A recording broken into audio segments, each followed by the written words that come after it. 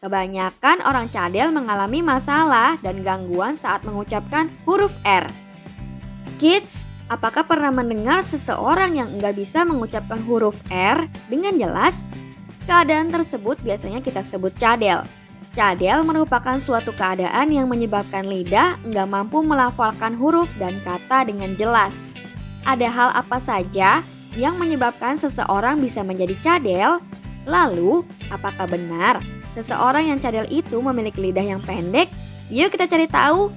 Kebanyakan orang cadel mengalami masalah dan gangguan saat mengucapkan huruf R.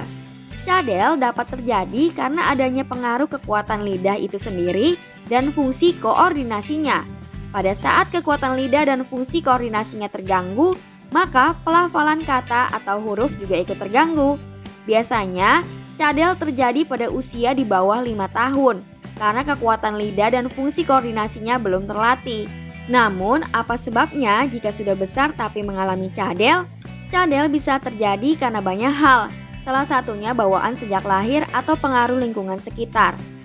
Enggak hanya itu, cadel ternyata dapat terjadi karena ada bagian di otak yang enggak berjalan dengan seharusnya. Oh iya, ada banyak saraf pada otak kita loh. Cadel disebabkan oleh terganggunya saraf ke-12 yang memengaruhi lidah. Oh iya, cadel bukan terjadi karena lidah seseorang lebih pendek ya kids. Sebelum kita lanjut videonya, jangan lupa klik tombol subscribe dan tombol loncengnya. Kita pasti sering mendengar pernyataan dari seseorang kalau cadel itu karena ukuran lidah yang lebih pendek. Namun faktanya, cadel terjadi karena adanya perbedaan pada bagian mulut yang bernama frenulum linguae. Frenulum linguae bisa dilihat ketika kita menggerakkan lidah ke atas. Akan ada bagian seperti benang tebal yang menghubungkan dasar mulut dengan lidah kita. Perbedaan panjang dan pendek frenulum linguae inilah yang membuat lidah sulit bergetar dan menyebabkan kesulitan pelafalan kata atau huruf. Kemudian ada beberapa hal lain yang bisa menyebabkan seseorang menjadi cadel.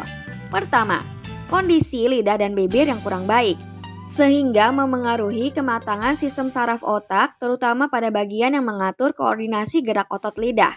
Kedua, adanya faktor fisiologis bisa berupa gangguan pada pendengaran, otak, dan dalam mulut. Keempat, faktor lingkungan.